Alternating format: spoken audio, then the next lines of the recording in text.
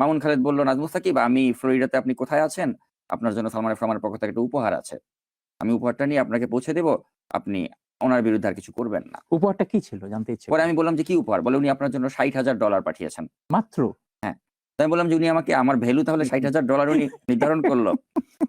তো এই হলো ব্যাপার যে আমাদেরকে এভাবে তিনি কিনতেও চেয়েছিলেন। হুম। তো এখন তাহলে এই মানুষটার প্রতি কিভাবে শ্রদ্ধাবোধ থাকে? যিনি একসময় আমার বস ছিলেন, তিনি আমার ভ্যালু নির্ধারণ করলেন যে $60,000